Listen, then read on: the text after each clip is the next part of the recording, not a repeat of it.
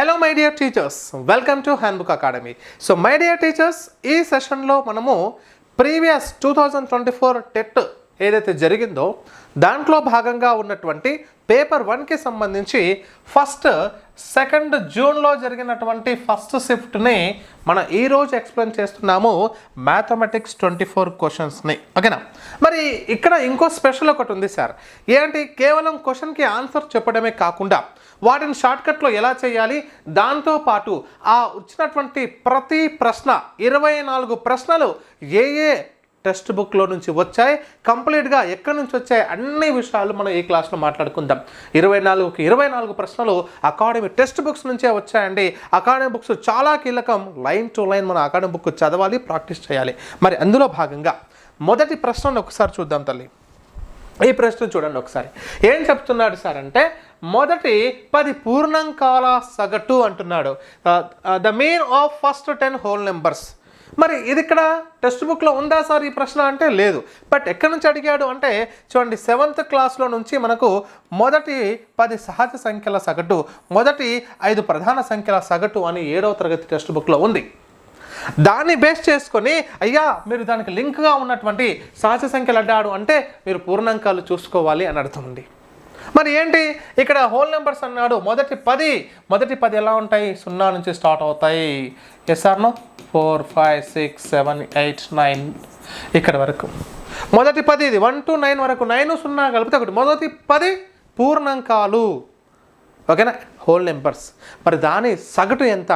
జనరల్గా సగటు అంటే ఏం చేస్తాం తల్లి, sum of all observations by number of observation. రాసులో మొత్తం 0 + 1 + 2 + అలా చేసుకుంటూ పోతే +9/10 అని రాసుకుంటాం. కానీ నేనేం చెప్తాను, ఎప్పుడైతే వరుస క్రమానికి సంబంధించినటువంటి నెంబర్స్ ఉంటాయో లేదా గుణిజాలు అంటాడో దీనికి రిలేటెడ్గా ఒక మాట అంటాడు తల్లి. నేను ఈ పేపర్ ఎక్స్ప్లెయిన్ చేస్తున్నాను, జాగ్రత్తగా గమనించండి, పూర్తి వీడియో చూడండి. అయితే ఖచ్చితంగా ఒక్కొక్క ప్రశ్న యొక్క డెప్త్ను మాట్లాడుకుంటూ పోతాను, మీకు రేపు జరగబోయేటట్లు ఉపయోగపడతాయి.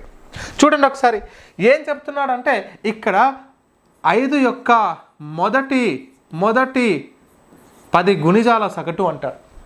అంటే 5, 10, 15, 20 అలా మాట్లాడుకుంటూ పోతాం. ఓకేనా? మరి ఇక్కడ నేనేం చెప్తాను సార్ అంటే, ఇలా వరుసగా సేమ్ డిఫరెన్స్ ఉన్న సందర్భంలో ఇక్కడ 0 1 2 3 ఇలా ఉన్నాయి కదా, సేమ్ డిఫరెన్స్ ఉన్నది కాబట్టి ఒకటే concept, first number plus last number by 2 చేసేసుకోండి చాలు. 0 + 9/2 అంటే 9/2. 9/2 is nothing but 4.5. This is your answer my dear teacher. చూడండి, 10 సెకండ్లలో మీరు ఆన్సర్ చేయొచ్చు. ఏదైనా తీసుకోండి సార్. మొదటి 5 యొక్క మొదటి 10 గుణిజాలు అంటే 5 యొక్క మొదటి 10 గుణిజాలు 5 + 10 అంటే 5 10 10, 5 10 50, 5 + 50, 50/2 = 55/2 చేసేసుకుంటాం అంతే. అంటే ఎంత వస్తుంది? 27.5 వస్తుంది. ఇది మీకు ఒకవేళ మీకు ఓపిక ఉంటే 5 + 10 + 15 అలా చేసుకుంటూ 50 వరకు బై చేసి 10 చేసుకోండి, 27.5 వస్తుంది. ఓకేనా? ఈ కాన్సెప్ట్ మళ్ళీ చెప్తున్నాను, గుర్తుపెట్టుకోండి. ఎప్పుడైతే వరుస క్రమం సరిగ్గా ఉంటుందో, సేమ్ సీక్వెన్స్లో ఉంటాయో, ఓకేనా, అప్పుడు ఫస్ట్ ప్లస్ లాస్ట్ బై 2 చేసేయండి, సరిపోతుంది ఇచ్చినటువంటి ఆ సంఖ్యల ఆధారంగా. రైట్? ఓకే తల్లి, నెక్స్ట్ క్వశ్చన్ చూడండి అమ్మా. ఈ ప్రశ్న, ఈ క్వశ్చన్ ఏమన్నాడు, బీజగణితం నుంచి 4m² - 8m + 3 యొక్క సంకలన విలోమం అన్నాడు. క్లియర్గా మీకు టెక్స్ట్ బుక్లో క్లియర్గా ఉంది. బీజీయ సమాసాల యొక్క వ్యవకలనం దృష్ట్యా సమాసం యొక్క సంకలన విలోమము. ఒక సమాసం యొక్క సంకలన విలోమం ఎలా తీసుకోవాలి, ఇక్కడ ఎగ్జాంపుల్ ఉంది చూడండి. ఇక్కడ ఎగ్జాంపుల్ ఇక్కడ చెప్తున్నాను, ఇది ఒకసారి దీన్ని గమనించండి సార్. క్లియర్గా పెద్దగా చేస్తున్నాను. 6x² - 4x + 5 యొక్క సంకలన విలోమం అంటే ఏమిటి, దాన్ని ఏం చేయాలి? అయ్యా ఇగో దీనికి మైనస్తో గుణించండి సరిపోతుంది అంటున్నాడు. మైనస్తో గుణించండి. ఇక్కడ మైనస్తో గుణిస్తే మనం చెప్పడం జరిగింది, minus into plus minus 6x², minus into minus plus 4x, minus into plus -5. ఇదే మీ యొక్క సమాధానము. Yes or no? ఇక్కడ సంకలన విలోమము అంటే ఏదైతే గుర్తుందో, +4m అంటే -4m², మైనస్ ఉంటే +8m, +3 ఉంది కాబట్టి -3. ఇది ఎక్కడుందో వెతుక్కోండి ఆప్షన్స్లో. Yes this one -4m² plus 8m plus simple అంతే. ప్లస్ కాడ మైనస్ కాడ ప్లస్ పెట్టండి అంతే. It is clear my dear teachers. And next question అమ్మా, ఈ ప్రశ్న చూడండి. ద HCF ఆఫ్ 32 48 అండ్ 60 HCFని కనుక్కోమన్నాడు. 6వ తరగతి టెక్స్ట్ బుక్లో 3వ అధ్యాయంలో ఉంది. ఇక్కడ చూడండి, ఘాసాకను కనుగొనే పద్ధతి ఇలా చేశాడు. ఓకే, మనం 2-3 రకాలుగా చెప్పొచ్చు ఘాసాకను. ఇవన్నీ కూడా text book methods. Okay fine చేద్దాం. కానీ నేనేమంటానంటే, ఒక 2 లేదా అంతకంటే ఎక్కువ సంఖ్యలు ఇచ్చినప్పుడు, 2 లేదా అంతకంటే ఎక్కువ సంఖ్యలు ఇచ్చినప్పుడు, ఉదాహరణకు మనం A, Bలు 2 సంఖ్యలను మాట్లాడుకుంటాం 6వ తరగతిలో. ఎసార్ నమ్ము. మరి ఈ 2 సంఖ్యల యొక్క LCM, ఈ 2 సంఖ్యల యొక్క HCF అనేది ఏదైతే వస్తుందో బాగా గమనించండి my dear teachers. Be careful my dear teachers. ఈసారి ఇలాంటి బిట్టు పడబోతుంది తల్లి. ఏమంటానంటే, ఈ 2 సంఖ్యలు ఏవైతే ఉన్నాయో, ఈ 2 సంఖ్యల చేత వచ్చినటువంటి LCM అనేది ఈ రెండింటి చేత భాగించబడుతుంది. LCM బై A అవుతుంది అండ్ LCM బై B. అంటే LCM ఏదైనా రాని, ఆ LCM అనేది ఇచ్చిన సంఖ్యల చేత భాగించబడుతుంది. ద కాసాగ్ అనేది ఇచ్చిన సంఖ్య చేత భాగించబడుతుంది. HCF అనేది ఏంటి సార్ అంటే, ఈ ఇచ్చిన సంఖ్యలు ఏవైతే ఉన్నాయో ఆ సంఖ్యలు HCF చేత భాగించబడతాయి. ఆ సంఖ్యలు HCF చేత భాగించబడతాయి. ఈ విషయాన్ని బాగా గుర్తుపెట్టుకోవాలి సార్. అర్థమవుతుందా? ఓకే, మరి దీంతో పాటు ఆ LCM కూడా HCF చేత భాగించబడుతుంది అన్న విషయం కూడా బాగా గుర్తుపెట్టుకోవాలి. చాలా లింక్ టాపిక్ సార్ ఇదంతా కూడా. అంటే ఒకటే ఒక కాన్సెప్ట్ ఏంటి, ఇచ్చిన సంఖ్యల్ని ఏది ఖచ్చితంగా భాగిస్తుందో అది చూస్తే చాలు. 3 ఎక్కంలో 32 రాదు, అయిపోయి. 6 ఎక్కంలో 48 వస్తుంది, 32 రాదు, పోయింది. 4 ఎక్కంలో 32 వస్తుంది, 48 వస్తుంది, 60 వస్తుంది సార్. 4 8 32, 4 12 48, 4 15 60. 8 ఎక్కంలో 60 రాదు, అయిపోయింది కథ. అంటే 4 ఆన్సర్. చూసి చెప్పొచ్చు కదా ఆన్సర్. మళ్ళీ మనం ఏం చేస్తాం జనరల్గా, అయ్యా చేద్దామండి అని చెప్పేసి 32, 48 అండ్ 60 అని ఇలా వెయిట్ చేసుకుంటూ పోతాం. సో 2 16 జా, 2 24 జా, 2 30 జా, అగైన్ 2తో 2 8 జా, 2 12 జా, 2 15 జా. ఇక్కడ వరకు వచ్చిన తర్వాత ఇక్కడ అన్నీ డివిజిబుల్ అవ్వాలి, కానీ ఏవైనా 2 డివిజిబుల్ అవుతుంది. ఈ 2 అయితే ఇది అవ్వట్లా, 2తో చేసినప్పుడు. 3తో చేసినప్పుడు ఇవి 2 అయితే 8 అవ్వట్లే. కాబట్టి ఇక్కడతో స్టాప్ చేసి 2 2 జా 4 కూడా చెప్పవచ్చు. కానీ ఇలా ఈజీ క్వశ్చన్ కాకుండా కొంచెం టఫ్ ఇచ్చినప్పుడు మీరు గమనించాల్సింది ఒకటే, వీటి చేత ఏది అన్నీ భాగించబడే సంఖ్య ఏది, అన్నింటిని భాగించేది ఏది, అది చూసుకుంటే సరిపోతుంది. ఓకేనా? ఓకే తల్లి, నెక్స్ట్ క్వశ్చన్. కొంచెం టెక్నిక్గా ఆలోచించాలి సార్ ఏదైనా ప్రశ్న చేసేటప్పుడు. ఈ ప్రశ్న, బాహ్య వృత్త వ్యాసార్థము R మరియు అంతర్వృత్త వ్యాసార్థము r అయినప్పుడు కంకణ లేదా కంకణాకార స్థల వైశాల్యానికి సూత్రం. డైరెక్ట్గా 8వ తరగతిలో బాట వైశాల్యం, కంకణ వైశాల్యానికి సూత్రం ఉంది క్లియర్గా. π ఆఫ్ r² - r². ఓకేనా? π ఆఫ్ R² - r² లేదా ఇక్కడ ఇంకోటి కూడా చెప్పొచ్చు, π of R plus r into R - ఇది కూడా తీసుకోవచ్చు. సో ఇది కరెక్ట్ ఆన్సర్. ఇక్కడ R - ఉంది, ప్లస్ ఉంది, ఇక 2 ప్లస్లు ఉన్నాయి, కాదు ఈ 3 కాదు. రైట్, అది అండర్స్టాండ్ తల్లి. సో ఇది డైరెక్ట్ టెక్స్ట్ బుక్దే ఇచ్చాడు. ఒకవేళ కొంచెం చేద్దాం అంటే ఇది A² - B² ప్రకారం A + B × A - B చేసినా కూడా ఇలా వస్తుంది. డైరెక్ట్ టెక్స్ట్ బుక్ క్వశ్చన్ తల్లి. ఓకేనా? Next question. ఈ ప్రశ్న పైథాగరస్ త్రికాలు 8వ తరగతి 6వ అధ్యాయానికి సంబంధించిన ప్రశ్న. చూడండి, పైథాగరస్ త్రికాలకు సంబంధించి కింది వాటిలో పైథాగరస్ త్రికం ఏది అన్నాడు. చాలా సందర్భాల్లో మన యూట్యూబ్ ఛానల్లో మీకు అందించడం జరిగింది ఫ్రీ టెస్ట్ క్లాసెస్లో. చూడండి, నేను ప్రతిసారి కూడా ఫ్రీ టెస్ట్లో మీకు టాప్ 10 టెస్ట్ సిరీస్ని కండక్ట్ చేశాను. అక్కడ కూడా మీకు ఖచ్చితంగా 4-5 టెస్ట్ సిరీస్లలో ఈ పైథాగరస్ త్రికాలపైన బిట్స్ ఇవ్వడం జరిగింది. ఎందుకంటే చాలా కీలకమైనటువంటి topics.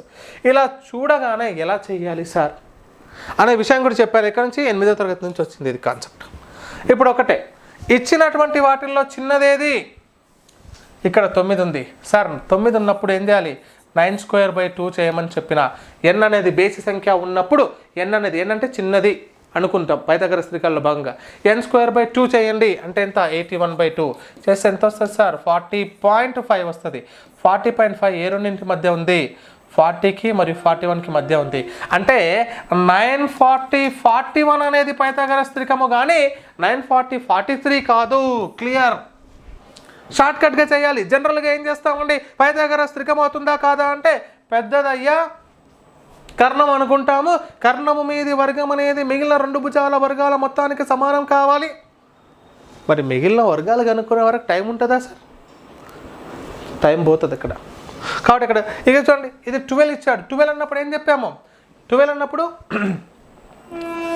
n/2 whole square +or-1 అంటే n/2 అంటే ఎన్నంట 12. 12/2 అంటే 6² +or-1 36 +or-1 అంటే 35, 37.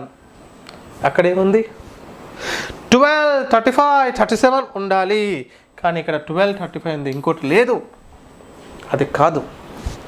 మరి 8 విషయానికి వచ్చేసరికి 8లో 8/2 హోల్ స్క్వేర్ +or-1 8/2 అంటే 4² +or-1 4² అంటే 4² -1 ఒకటి 4² +1 ఒకటి 16 -1 అంటే 15 16 +1 అంటే 17 అంటే 8, 15, 17. That is correct answer. ఇదే మీ పైథాగరస్ త్రికము. ఇది కాదు ఇంకా అయిపోయింది వచ్చేసింది కాబట్టి కాదు. 7తో చేసుకున్నప్పుడు 7² 49/2 49/2 అంటే మీకు 24.5 వస్తుంది అంటే 24 25 7, 24, 25 రావాలి కానీ ఇక్కడ రాలేదు వేరేగా ఉంది కాబట్టి ఇది కూడా కాదు. సో ఇది క్లియర్. పైథాగరస్ త్రికాలపైన ఖచ్చితంగా ప్రతి టెట్లో ప్రతి డిఎస్సిలో ఒక బిట్ వస్తుంది. ఒకవేళ డైరెక్ట్ పైథాగరస్ త్రికాలపైన అడగకపోయినా మిమ్మల్ని ఎలా అడుగుతున్నాడు సార్ అంటే రేఖాగణితానికి సంబంధించి కానీ వైశాల్యాల్లో భాగంగా కానీ మిమ్మల్ని ప్రశ్నలు అడగడానికి అవకాశం ఉంది సార్. కాబట్టి బీ కేర్ఫుల్ అమ్మా. రైట్ ఇగో డైరెక్ట్ బిట్ 1296 యొక్క వర్గమూలం కనుక్కోండి అన్నాడు. కానీ 36 అనకుండా ఏం చేశాడంటే వాటి యొక్క లబ్ధముగా రాశాడు. ఓకేనా. మరి ఎలా రాయాలి ప్రధాన కారణం కల లబ్ధంగా రాశాడు. మరి ఎలా చేయాలి సార్ ఈజీ ఎలా ఇదంతానేమో మనకు టెక్స్ట్ బుక్ ప్రొసీజర్. మనం ఏం మాట్లాడుకున్నాం సార్ అంటే 1296 ఉన్నప్పుడు వర్గమూలాలు కనుక్కోవాలి కాబట్టి చివరిగా ఉన్నటువంటిది ఏంటి మనకు ఇది కొంచెం కాంప్లికేటెడ్ అని కూడా చెప్పాం మనం. ఎలా చివరిగా ఉన్నదేమో 4 4 రావచ్చు 6 6 రావచ్చు అంటే 1ల స్థానంలో 4 ఉండొచ్చు లేదా 6 ఉండొచ్చు. ఇది ఎవరిని దాటింది సార్ 3² లేదా 4² మధ్యలో ఉంది. అంతే 12కి 16కి 9కి 16కి మధ్యలో ఉంది కాబట్టి 334 కావచ్చు 36 కావచ్చు ఆన్సర్. అయితే ఇక్కడ ఒకటే జాగ్రత్తగా వినాలి. వర్గమూలాలు షార్ట్కట్ విధానంలో కనుక్కునేది మనం క్లియర్గా యాప్లో ఉంచాం. 36 ఇది ఒక్కదానికి మనం 36 తీసుకుంటాం ఎందుకంటే ఇక్కడ 3 గ్యాప్ ఇక్కడ 4 గ్యాప్ దగ్గర ఉన్నదాన్ని తీసుకోవాలని చెప్పాం. కానీ 1296 అనేదాన్ని కొంచెం జాగ్రత్తగా అని చెప్పి ఒక నోట్ ప్రకారం రాయించాం. ఇది 36 అంటే మనం ఇలా తీసుకుంటే 2 18 2 9 3 3 అంటే 2² 3² 2² 3² దట్ ఈస్ యువర్ ఆన్సర్. అయిపోయింది కదా టీచర్స్. 2² అండ్ 3² ఈ రకంగా చెప్పొచ్చు. నెక్స్ట్ ఈ ప్రశ్న చూడండి అమ్మా. ఇది చూడు దశాంశ సంఖ్య 0.125ను సాధారణ భిన్న రూపంలో రాస్తే p/qను వ్యక్తపరిచినప్పుడు p/q విలువ ఎంత? ఈ క్వశ్చన్ మనకు టెక్స్ట్ బుక్ ద్వారా ఇచ్చాడు. చూడండి p/q రూపంలో అడిగాడు. బట్ ఇక్కడ ఇంకోటి ఆవర్తన దశాంశం 0.3636 అనేది 8th క్లాసు 1.3 ఎక్సర్సైజ్ తల్లి 8వ తరగతిలో 1.3 అభ్యాసంలో భాగంగా ఇచ్చాడు. p/q ఖచ్చితంగా ప్రతిసారి అడుగుతాడమ్మా ఈ బిట్టు. ఓకేనా. చాలా రిపీటెడ్ బిట్స్ అడిగిన బిట్సే మళ్ళీ అడుగుతాడు కానీ కొంచెం చేంజ్ అంతే. దాన్ని మనం గమనించుకొని కాన్సెప్ట్ నేర్చుకోవాలి. ఓకే తల్లి. ఇప్పుడు చూడండి ఏముంది అక్కడ 0.125 125 పాయింట్స్కు బదులుగా 1 పక్కన ఉన్నటువంటి 3 డిజిట్లు కాబట్టి 3 సున్నాలు పెట్టేసుకున్నాం. బార్ లేదు జాగ్రత్త ఈజీ. ఇంకేముంది 25 5 చేయొచ్చు 25 4 పక్కన 0 5 ఎక్కం 5 8 అంటే 1/8 is equal to p/q form. p+q అంటే 1 + 8 ఈజ్ ఈక్వల్ టు 9 అమ్మ ఆన్సర్. చూడండి క్లియర్ 9 ఈజ్ యువర్ ఆన్సర్. మిగతావి కావు. క్లియరా కదా. రైట్ ఈ బిట్ అయిపోయింది. Next question. ఈ ప్రశ్న 11 చే నిశ్శేషంగా భాగించబడే 1140కి సమీప సంఖ్య 1140కి సమీప సంఖ్య. చాలా సింపుల్ కదా. అంటే ఇక్కడ చూడండి ఏముంది, ఇక్కడ 1144 క్లియర్గా అంటే 0 ఉంది. ఓకే, 11తో చేస్తే 11 1 జా 11, ఇక్కడ 4 ఉందంటే ఇంకేం కావాలి, 11 4 జా 44 వస్తుంది. కాబట్టి 1144 అంతే. చాలా సింపుల్ బిట్టే. ఇంకా కొన్నిసార్లు పెద్ద సంఖ్య ఇచ్చి అందులో ఏబీలు మధ్యలో ఇచ్చి 11తో భాగించబడినట్టయితే ఏ స్థానంలో ఉండే సంఖ్య, ఇలాంటి బిట్స్ అడుగుతాడు. ఇది ఎక్కడుంది, 8వ తరగతిలో 15.4 కంటే ముందు, ఐ మీన్ 15th చాప్టర్ మొత్తానికి అక్కడ మీకు 11th గురించి అవన్నీ కూడా డాటా ఉంది. 11 ఎక్కువ సూత్రం. ఓకే, చాలా simple question. Next question, 3/8 divisible by 3/5 అన్నాడు. ఈ క్వశ్చన్ చూడండి, మనకు ఉదాహరణ 12లో భాగంగా మనకు ఎక్కడుంది సార్ అంటే ఇది చూడండి 7th క్లాస్లో ఉన్నటువంటి టెక్స్ట్ బుక్లో ఉంది. ఘాతాలు ఘాతాంకాలకు సంబంధించిన concept. So each and every question మీకు టెక్స్ట్ బుక్ నుంచి వస్తుంది. నేను క్లియర్గా మీకు బుక్ చూపించి చెప్తున్నాను తల్లి. ఓకే, ఏముంది ఇక్కడ 3/8 బై 3/5 అంటే మనకు తెలుసు a⁻m by a⁻n is equal to a⁻m minus n అని. అప్పుడు ఏం చేస్తామండి, so 3/8 minus 5 is equal to 3/3 that is 27 is your answer. 3 cube అంటే 3 × 3 × 3 27 అని చెప్తాం. ఓకేనా, so this is your answer. అర్థమవుతుందా సార్? Okay, right. ఆ తర్వాత నెక్స్ట్ క్వశ్చన్ ఇది చూడండి అమ్మా. ఇది బాగా గమనిస్తున్నారా, ఈ మధ్యకాలంలో 2022 టెట్ దగ్గర నుంచి మొదలు పెట్టుకుంటే తెలంగాణలో కావచ్చు, ఇటు ఏపీలో కావచ్చు, ఏ టెట్ పేపర్ డిఎస్సి పేపర్ అయినా తీసుకుంటే ఎక్స్పెషల్లీగా రేఖాగణితంతో పాటు సాంఖ్యక శాస్త్రంలో కూడా మనకు థియరీ కాన్సెప్ట్ పైన బిట్లు అడగడం జరుగుతుంది. అందులో భాగంగానే ఇలాంటి బిట్స్ అమ్మ. చూడండి ఒకసారి, ఇవి ఎక్కడి నుంచి వస్తున్నాయి సార్ అని కూడా గమనిస్తే మనం ఏమి నేర్చుకున్నాం, సారాంశం ఏంటి, కీలక భావనలు అక్కడి నుంచి బయటికి తీస్తున్నాడమ్మా. చూడండి ఒకసారి చూద్దాం. దత్తాంశం ప్రాతినిధ్యానికి సంబంధించి దిగువ పేర్కొన్న ప్రకటనలో సరికానిది అంటున్నాడు సార్.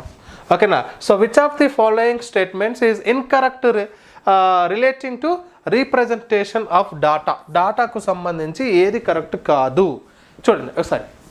సో పటచిత్రంలో దత్తాంశం యొక్క పౌనపున్యాన్ని సూచించడానికి పటాలను లేదా గుర్తులను ఉపయోగిస్తారు. ఎస్ అమ్మ, పటచిత్రాల్లో భాగంగా 6వ తరగతిలో ఉంది ఈ కాన్సెప్ట్. నేను దీనికి టెక్స్ట్ బుక్ ప్రూఫ్ ఎందుకు తీసుకోలేదంటే ఒక్కొక్క స్టేట్మెంట్ ఒక్కొక్క క్లాస్ నుంచి బయటకు తీశాడు. బీ కేర్ఫుల్ అండి. ఓకేనా టీచర్స్?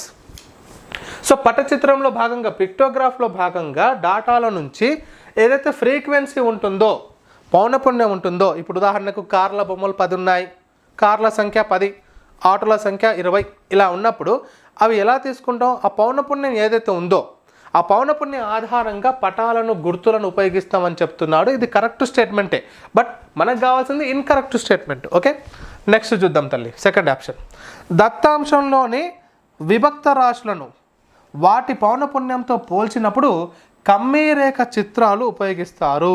ఎస్, కమ్మీరేఖ చిత్రాలు ఒక్కొక్క దానికి ఒక్కొక్క ఇండివిజువల్. ఎలా, the bar graph are used to represent independent observations. ఏ దానికి ఆ దానికి. ఇప్పుడు ఒక 6th క్లాస్లో టెక్స్ట్ బుక్ ఉంది. ఒక కాలనీలో వ్యాపారస్తులు ఎంతమంది, ప్రభుత్వ ఉద్యోగులు ఎంతమంది, ప్రైవేటు ఉద్యోగులు ఎంతమంది అని చెప్పేసి ఒక డాటా స్టూడెంట్ ఇంటింటికి వెళ్ళి డాటా తీసుకొచ్చి ఒక 100 మందితో డాటాతో చేయాలి. ప్రభుత్వ ఉద్యోగులు అంటే ఒక పిల్లర్ వచ్చేస్తుంది కొంతవరకు. సో కార్మికులు లేదా వ్యవసాయదారులు లేదా ప్రైవేటు ఎంప్లాయీస్ ఇలా రకరకాలుగా ఒక బార్ గ్రాఫ్ని మనం డిజైన్ చేయాల్సి వచ్చినప్పుడు ఏం చేస్తాం అంటే విభక్త రాశులను మనం ఉపయోగిస్తాం. వాటినే మనం పౌనపున్యాలతో పోలుస్తాం. కాబట్టి ఇది కూడా కరెక్ట్ స్టేట్మెంటే సార్. నెక్స్ట్ అమ్మా, ఇప్పుడు ఇది చూడండి. హిస్టోగ్రామ్ అనేది ప్రత్యేక తరగతి అంతరాలను పౌనపున్య విభజనకు గీయబడిన రేఖాచిత్రం. ఎస్ అండి, ఇది హిస్టోగ్రామ్ ఏదైతే ఉందో ఈ హిస్టోగ్రామ్కి మనం ఏం చేస్తాం, ఎక్స్క్లూజివ్ క్లాస్ ఇంటర్వెల్సే ప్రత్యేక తరగతిలోనే ఉపయోగిస్తాము, ఇన్క్లూజివ్ క్లాస్ ఇంటర్వెల్స్ని ఉపయోగించము. కాబట్టి ఇది కూడా కరెక్ట్ స్టేట్మెంటే. Okay, right. అయితే ఇక్కడ ఏమి ఇచ్చాడంటే వృత్తరేఖ చిత్రం పై చార్టు 2 పరిశీలను పక్కపక్కనే ప్రదర్శించడానికి మాత్రమే ఉపయోగించబడుతుందట. అది తప్పండి. ఇది 2 కాదు, ఎక్కువ కూడా ఉపయోగించవచ్చు. అది పక్కపక్కన అనేటటువంటిది కూడా కరెక్ట్ కాదమ్మా. ఈ స్టేట్మెంట్ అనేటటువంటిది రాంగ్, కాబట్టి ఇది కరెక్ట్ చేస్తాం. ఓకే, ఇవన్నీ కూడా ఎక్కడి నుంచి వచ్చాయి సార్ అంటే 8వ తరగతి నుంచి వచ్చాయండి ఈ 2 కూడా. ఓకే, చాలా జాగ్రత్తగా గమనించాలి. రైట్, నెక్స్ట్ చూద్దామండి. ఈ బిట్ చూడండి. 6, 3, 0, 2 మరియు 8 అంకెలతో ఏర్పడే అతిపెద్ద 5 అంకెల సంఖ్య మరియు అతి చిన్న 5 అంకెల సంఖ్యల మొత్తము అన్నాడు. చూడండి అమ్మా, ఇక్కడ సేమ్ 1.5 6వ తరగతి 1.5 5వ అభ్యాసంలో మనకు 3వ ప్రశ్న ఉంది సేమ్. వాటి తేడా తెలపండి అన్నాడు. ఇక్కడనేమో మొత్తం కనుక్కోమన్నాడు. చూడండి, టెక్స్ట్ బుక్ చదివితే ఎన్ని లాభాలు ఉన్నాయనేది గమనించాలి. చూడండి ఒకసారి, ఇక్కడ గరిష్టం అంటే 86320, కనిష్టం వచ్చేసరికి మనం ఏం చేస్తాం, 5 అంకెల అన్నాడు కాబట్టి 20368. చివరిగా 8 ఎక్కడెక్కడ ఉంది అంటే ఇది తప్ప మిగిలిన 3 ఆన్సర్స్ అనుకుందాం. మొత్తం యాడ్ చేద్దాం. 8 వచ్చింది, మళ్ళీ 8 వచ్చింది, 8 అమ్మో అన్నిటికి ఉన్నాయి. 6 వచ్చింది, 6 ఎక్కడ ఉంది, ఇది కాదు, ఈ రెండింటికి ఉంది. మనకు కరెక్ట్ ఆప్షన్ తెలియనప్పుడు ఇంకేం చేస్తాం, ఇంకో 6 వచ్చింది, ఇంకో 6 ఇక్కడ ఉంది, ఇంకేముంది, తర్వాత 0 106688 ఈజ్ యువర్ ఆన్సర్. క్లియరా మై డియర్ టీచర్స్? రైట్, ఆ తర్వాత ఈ ప్రశ్న, 150 మీటర్ల చతురస్రాకార పార్కుకు చుట్టూ కంచె వేయడానికి మీటర్కి 25 రూపాయల చొప్పున అయ్యే ఖర్చు ఎంత అన్నాడు. ఈ క్వశ్చన్ మీకు ఇక్కడ 6th క్లాస్లో నుంచే ఉంది. చూడండి, 24 మీటర్ల పొడవు గల ఒక తీగ క్రమాకార, సో ఇందులోనే ఉంది సార్ ఇక్కడ. ఓకే రైట్, ఇక్కడ ఉందమ్మా, చూపిస్తాను. ఈ ప్రశ్న చూడండి సార్, ఇక్కడ 250 మీటర్ల పొడవు గల చతురస్రాకార పార్కు చుట్టూ కంచె వేయడానికి మీటర్కి 20 రూపాయల చొప్పున ఎంత ఖర్చు అవుతుంది. సేమ్ క్వశ్చన్, 250 అక్కడ 150 పెట్టాడు, అండ్ 20 రూపాయలు అక్కడ 25 రూపాయలు పెట్టాడు, అంతే. టెక్స్ట్ బుక్ అనేది ఎంత కీలకం అనేది మీకు క్లియర్గా నేను చెప్తున్నాను. కాబట్టి ఈ వెరీ ఇంపార్టెంట్ అండి టెక్స్ట్ బుక్ క్వశ్చన్స్ అనేవి. చూడండి ఒకసారి, ఇప్పుడు చూద్దాం ఈ క్వశ్చన్ ఏం చేయాలి. ఇప్పుడు మనకు చుట్టూ కంచె వేయడం అంటే చుట్టుకొలత. మరి చుట్టుకొలతకు సూత్రం ఏంటి? 4 ఇంటూ సైడ్ అంటే 4 ఇంటూ 150 అనగా మనకు ఎంత వస్తుంది సార్ అంటే 600 మీటర్స్ వస్తుంది. మరి 600 మీటర్స్ అంటే మీటర్కి 25 రూపాయల చొప్పున 600 మీటర్స్కి ఎంత అవుతుంది? 25 25 150, సో 15,000 రూపాయలు అవుతుంది. This is your answer. చూసి చెప్పొచ్చు, బేసిక్ బిట్స్ వచ్చాయి. రేపు జరగబోయే టెట్లో కూడా అలాంటి బిట్సే వస్తాయి సార్, జాగ్రత్తగా వినాలి. నెక్స్ట్ క్వశ్చన్, మరి వ్యవకలనం, భిన్నాల యొక్క వ్యవకలనం చాలా సింపులే, పెద్ద కష్టం ఏం కాదు. చూడండి, 2/3 - 3/5 ఎక్కడి నుంచి? 6వ తరగతి నుంచి వచ్చింది. ఫస్ట్ ఎల్సిఎం తీసుకోవాలి. 3, 5 ఎల్సిఎం 15. ఎందుకు? 2 కూడా పరస్పర ప్రధాన సంఖ్యలు కాబట్టి 3, 5, 15 అవుతుంది. 3, 5ల 15 ఇక్కడ నుంచి 3, 5ల 15, 5, 2ల 10 మైనస్ 5, 3ల 15, 3, 3ల 9. 1/15 is your answer. 1/15 is your answer. Where is your 1/15? చూడండి, yes or no my dear teachers? Right తల్లి. నెక్స్ట్ క్వశ్చన్, ఈ ప్రశ్న చూడండి, లంబకోణం కంటే ఎక్కువ సరళ కోణం కంటే తక్కువ కొలత కలిగినటువంటి కోణం ఏది అన్నాడు. లంబకోణం అంటే 90, సరళ కోణం అంటే 180. ఈ రెండింటికి మధ్య ఉన్నటువంటి కోణం ఏది? అధిక కోణము, obtuse angle. So next question చూడండి సార్. నెక్స్ట్ క్వశ్చన్, ఒక అంకె సహజ సంఖ్యల మధ్యగతము. ఒక అంకె సహజ సంఖ్యలు అన్నాడు అంటే 1 నుంచి 1, 2, 3, 4, 5, 6, 7, 8, 9 వరకు తీసుకెళ్ళాలి. వాటి యొక్క మధ్యగతము అంటున్నాడు. మధ్యగతం అంటే నెంబర్ ఆఫ్ అబ్జర్వేషన్ ఎన్నో, ఓకేనా? ఈ n+1/2 టర్మ్ అనేటటువంటిది అవుతుంది, ఎందుకంటే అది బేసి సంఖ్యలు కాబట్టి. అప్పుడు ఏం చేస్తాం? n+2 అంటే 10 అవుతుంది. 10/2 is equal to 5th term. మరి 5th టర్మ్ ఎంత? 1, 2, 3, 4. This is the 5th term, that is 5 is your answer. మధ్యగతం అంటే సరిగ్గా మధ్యలో ఉన్నది. నెంబర్ ఆఫ్ అబ్జర్వేషన్ బేసి అయినప్పుడు n+1/2 చేస్తాం, అప్పుడు ఎన్ని వస్తుందో అదే సంఖ్య అవుతుంది. ఒకవేళ సరి అయినప్పుడు ఏం చేస్తామంటే n/2 మరియు n/2 మరియు n/2 + 1 రాశుల యొక్క సగటు ఫైండ్ అవుట్ చేస్తాం. అదే ఇచ్చిన రాశుల యొక్క మధ్యగతం అవుతుంది. క్లియర్. ఇది ఎక్కడి నుంచి ఉంది సార్ అంటే ఇక టెక్స్ట్ బుక్ నుంచి రావడం జరిగింది సార్. నెక్స్ట్ మనకు ఈ బిట్ చూడండి. 3p + 15 = 4p + 10 అయితే p విలువ ఎంత అంటున్నాడు సార్. ఇక్కడ చూడండి, ఇక్కడ టెక్స్ట్ బుక్లో చూడండి ఈ కాన్సెప్ట్ ఒకసారి. ఇది చూడండి అమ్మా, డైరెక్ట్గా సేమ్ 3x + 5 3x + 5 5x - 11 అయితే x వాల్యూని ఫైండ్ అవుట్ చేయండి అన్నాడు. ఇలాంటి బిట్స్ ప్రాక్టీస్ చేసినప్పుడు ఆటోమేటిక్గా మనం ఇవి చేయగలుగుతాం. ఈజీ. ఎలా చేయాలో ఒకసారి చూడండి. 3p + 15 = 4p + 10 అని చెప్తే ఈ 4pని ఇక్కడ పంపించుకుందామండి. పంపిస్తే ఏమవుతుంది? 3p అక్కడ ప్లస్ ఉంది కాబట్టి మైనస్ అవుతుంది, -4p. ఇక్కడ 10 ఇక్కడ +15 కాబట్టి ఇక్కడ -15 అవుతుంది. 3p - 4p ఎంత? -p - -5 వస్తుంది. 10లో నుంచి 15లో నుంచి 10 పోతే 5, మైనస్ సింబల్కి minus. So p = 5 sir. Very simple. p = 5. Right. It is clear my dear teachers. Right అమ్మా. ఆ తర్వాత నెక్స్ట్ బిట్ చూడండి. ఈ బిట్ చూడండి సార్. స్వాతి 10% వడ్డీ రేటుతో 6,000 రూపాయలకు రుణం తీసుకుంది. ఏడాది చివరన ఆమె చెల్లించవలసిన వడ్డీ ఎంత? కేవలం ఏడాది చివరన అన్నాడు, అది కూడా కేవలం వడ్డీ గురించి అడిగాడు కాబట్టి వెరీ వెరీ సింపుల్. అసలు ఇలా చూసి ఆన్సర్ పెట్టచ్చు సార్. 600 సార్ అని చెప్పాలి. ఎట్లా చెప్పాలి సార్ అంటే 10% ఉంది, 6,000 ఉంది, ఒక 0 తీసేస్తే అయిపోయి 600 ఆన్సర్. చూసి చెప్పొచ్చు, నో పెన్ పేపర్. ఓకేనా? లేదు సార్ నేను PTR/100 చేసుకుంటానంటే కూడా చేయొచ్చు తల్లి. ఇక్కడ చూడండి, టైం 5,000 రూపాయలు 12% వడ్డీతోనో 1 సంవత్సరం తర్వాత చెల్లించవలసిన వడ్డీ ఎంత? డైరెక్ట్గా academic text book question. Right. Clear. ఈ బిట్ చూసుకోండి, అకాడమిక్ టెక్స్ట్ బుక్లో నుంచి వచ్చింది.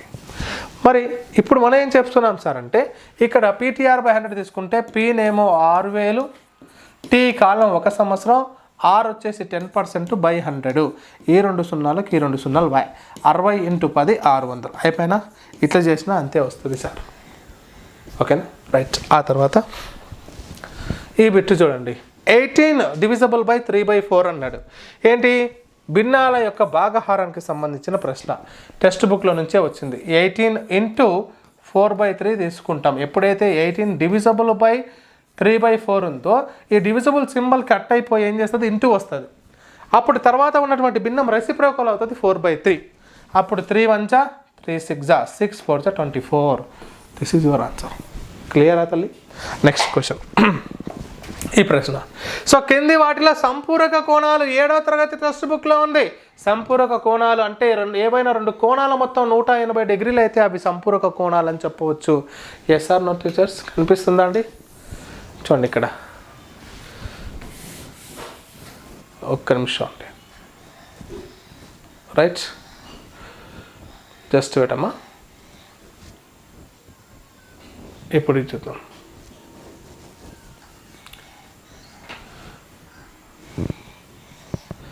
ఓకే ఇప్పుడు చూడండి. ఏవైనా 2 కోణాల మొత్తము 180 డిగ్రీలు అయితే అవి సంపూరకాలుగా మనం ఫైనల్ చేస్తాము.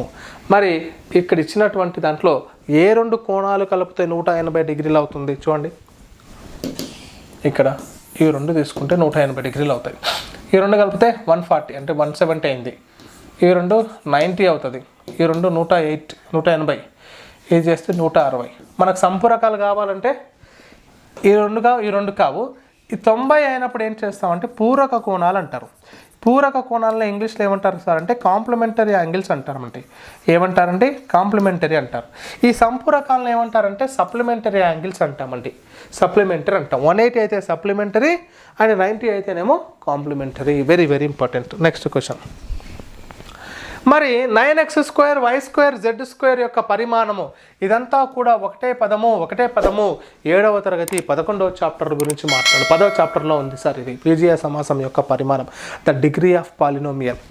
చూడండి ఎలా తీసుకుంటాం, ఇక్కడ క్లియర్గా మెన్షన్ చేశాడు. ఇక్కడ చూపిస్తాను చూడండి ఒకసారి. ఇక్కడ ఉంది ఏకపది. x ఒకటే ఉంది, x ఘాతం ఒకటే ఉంది కాబట్టి దాని పరిమాణం 1. ఈ 7x² అంటే వేరియబుల్ పైన ఉన్నటువంటి ఘాతాంకం ఎంత 2, కాబట్టి దాని యొక్క పరిమాణం ఎంత 2. ఇక్కడ XYZ అంటే x1 plus y1 plus z1 మొత్తం కలిపితే 3 అట్లా తీసుకోవాలి ఏకపదిలో. మరి ఇక్కడ y² z² అంటే 2 ప్లస్ 2 4. ఇక్కడ కూడా ఇచ్చిన ప్రశ్నలో కూడా x² y² z² మొత్తం 2 plus 2 plus 2 2 plus 2 plus 2 is equal to 6, కాబట్టి పరిమాణం ఎంత 6. That is your answer. Next question. ఈ ప్రశ్న చూడండి. త్రిభుజం యొక్క కోణాలు 1:4:5 నిష్పత్తిలో ఉంటే ఆ త్రిభుజం లంబకోణ త్రిభుజమా, అల్పకోణ త్రిభుజమా, అధిక కోణ త్రిభుజమా, సమకోణ త్రిభుజమా అంటున్నాడు. చూడండి ఒకసారి. ఈ బిట్టు ఎక్కడి నుంచి వచ్చిందయ్యా అంటే 7వ తరగతి టెక్స్ట్ బుక్ డైరెక్ట్గా ఇగో 1:4:5 ఆ కోణాలను కనుక్కోండి అన్నాడు. ఇక్కడ ఇదే ప్రశ్న ఆ కోణం ఏది అంటున్నాడు, అంతే. ఆ త్రిభుజం ఏది అంటున్నాడు సార్. Very simple question. చూద్దాం ఒకసారి. ఏముందండి, మనం నిష్పత్తులు మొత్తం కలుపుస్తాం. 1 + 4 + 5 ఈజ్ ఈక్వల్ టు 10 పార్ట్స్. ఆ 10 పార్ట్స్ ఎవరికి ఈక్వల్? త్రిభుజంలోని కోణాల మొత్తం 180 డిగ్రీలకు ఈక్వల్ అన్నప్పుడు 10తో చేసినప్పుడు ఒకటి 80 వస్తుంది. ఓకేనా, ఒక 18 డిగ్రీస్ వస్తుంది. సో 1 పార్ట్ 18 డిగ్రీస్ వస్తుంది. 10 1 = 10, 18 10 = 180 కాబట్టి. ఇప్పుడు మొదటి పార్ట్ 1:2 అంటే 18 డిగ్రీసు, రెండో పార్ట్ 18 4 = 72 డిగ్రీలు, 18 5 = 90 డిగ్రీసు. ఒక కోణము 90 డిగ్రీలు ఉందంటే కళ్ళు మూసుకొని చెప్పొచ్చు అది లంబకోణ త్రిభుజము, రైట్ యాంగిల్ ట్రయాంగిల్ అని చెప్పి. మిగతావి కావు. రైట్, క్లియరా మై డియర్ టీచర్స్? ఆ తర్వాత ప్రశ్న. ఒక రాబిన్ పిట్ట ఎగిరేటప్పుడు రెక్కలను 10 సెకండ్లకు ఒకసారి 10 సెకండ్లకు 23 సార్లు తన రెక్కలను ఆడిస్తుంది. అయితే అది 1.5 నిమిషంలో ఆ రెక్కలను ఎన్నిసార్లు ఆడిస్తుంది? 1.5 నిమిషంలో అంటున్నాడు. చూడండి, 1.5, అది 1.5 నిమిషంలో అంటే 10 సెకండ్స్కి 23 సార్లు అయినప్పుడు ఇది చాలా సార్లు మనం ఏకవస్తు మార్గంలో కింద 7th క్లాస్ టెక్స్ట్ బుక్లో భాగంగా చెప్పాను అనులోమానుపాతంలో. ఇక్కడ రాబిన్ పిట్ట 10 సెకండ్లకు 23 సార్లు అయితే 2 నిమిషాలలో అని ఇక్కడ అడిగాడు, ఇక్కడ 1.5 నిమిషంలో అడిగాడు. టెక్స్ట్ బుక్లో ఉన్నటువంటి దాంట్లో చూడండి ఎక్కడి నుంచి బిట్స్ వస్తున్నాయంటే ఒకసారి గమనించండి సార్. అంటే ఆలోచించండి, ఇవి చేయండి, ప్రయత్నించండి నుంచి బిట్ అడిగాడమ్మా. చూడండి ఒకసారి మనం ఎంత జాగ్రత్త పడాలి, ఎక్కడి నుంచి చదువుకోవాలనేది మీరు చాలా కేర్ఫుల్గా ఉండాలి సార్. రైట్ అమ్మా, చూద్దాం. మరి 1.5 అంటే 60 సెకండ్లు ప్లస్ 30 సెకండ్లు కదా, మొత్తం 90 సెకండ్లకు ఎన్నిసార్లు తన రెక్కలను ఆడిస్తుంది అనేది ప్రశ్న. అంటే 10 సెకండ్లకు 23 సార్లు అయినప్పుడు 90 సెకండ్లకు ఎక్కువ అవుతుంది. కాబట్టి 90 ఎక్కువ బై తక్కువ ఇంటూ 23, 0 క్యాన్సల్, 9 3 = 27, 9 3 = 27 అండ్ 9 2 = 18. ఓకేనా, plus 207 times. This is your answer. Okay right. ఆ తర్వాత ఈ ప్రశ్న. ఒక త్రిభుజం ఎత్తు దాని భూమికి 2 రెట్లు అది మరియు దాని వైశాల్యం 484 చదరపు సెంటీమీటర్లు అయితే ఆ త్రిభుజం ఎత్తు ఎంత అన్నాడు సార్. ఈ ప్రశ్న ఒక్కసారి టెక్స్ట్ బుక్లో ఏదన్నా మార్పులు చేశాడా, కేవలం నెంబర్లు మార్చాడు? ఒక్కసారి చూడండి తల్లి ఇక్కడ. ఓకే రైట్, ఇక్కడ ఉంది. ఒక త్రిభుజం యొక్క ఎత్తు దాని భూమికి 2 రెట్లుగా ఉంది. త్రిభుజ వైశాల్యము 400 సెంటీమీటర్ స్క్వేర్ అయితే ఆ త్రిభుజం యొక్క భూమి ఎత్తులను కనుక్కోండి. అకాడమీ టెక్స్ట్ బుక్ ఎందుకు ఇంతగా చెప్తున్నాము అంటే ఇది సమస్య. Book is important sir. Right, దాని ఎత్తు కనుక్కోమన్నాడు అంటే చూడండి, ఇప్పుడు త్రిభుజం యొక్క ఎత్తు దాని భూమికి 2 రెట్లు అన్నాడు. అంటే భూమి x అనుకుంటే ఇక్కడ బేస్ x అనుకుంటే ఎత్తు అనేటటువంటిది 2xగా ఉంటుంది. ఓకే, మరి దాని వైశాల్యం 484 అన్నాడు. అంటే మనకు ఆన్సర్ ఏంటి? సూత్రం ఏంటి వైశాల్యానికి? 1/2 ఇంటూ బేస్ ఇంటూ హైట్. అంటే బేస్ ఏమో x, హైట్ ఏమో 2x అయినప్పుడు ఇక్కడ 484 ఇక్కడ రాసుకుంటాం వైశాల్యం. ఇక్కడ 2కి ఇక్కడ 2 క్యాన్సల్, x ఇంటూ x ఎంత అవుతుంది? x² = 484 అవుతుంది. x = 22. ఎందుకంటే 484 యొక్క వర్గమూలం ఎంత?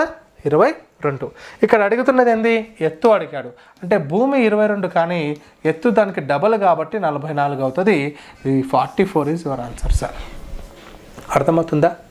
మీకు 2 ఆప్షన్స్ ఇచ్చాడు, 22 ఇచ్చాడు, 44 ఇచ్చాడు సార్. కాబట్టి బీ కేర్ఫుల్ అమ్మా. Okay right. ఆ తర్వాత సార్ ఈ ప్రశ్న చూడండి సార్ ఒకసారి 105. ఇక్కడ ఏం చెప్తుంది సార్ అంటే ఇది కంప్లీట్గా a² - b² = a+b × a - b లెక్క మాట్లాడుతుంది సార్. Very clear. ఇక్కడ ఒకసారి చూడండి, ఇప్పుడు ఈ ఫార్ములా ప్రకారం నేను చెప్తున్నాను. a² - b² అంటే a+b × a - b. ఓకేనా? సో a+b అంటే ఇదేమో 200 అవుతుంది, ఇంటూ ఇది 10 అవుతుంది. Answer is 2000. That is your answer. Very clear. చాలా బేసిక్ క్వశ్చన్ ఇది. మనము 24 క్వశ్చన్స్ మాట్లాడుకోవడం జరిగింది. సో మనకి ఇక్కడి వరకు మీరు క్లాసెస్ చూస్తే, మన క్లాసెస్ నచ్చితే మీరు లైక్ చేయండి, షేర్ చేయండి. అదేవిధంగా స్పందన రూపంలో మీ యొక్క అమూల్యమైనటువంటి కామెంట్ని కామెంట్ బాక్స్లో కామెంట్ చేయండి. So thank you for watching. Have a nice day.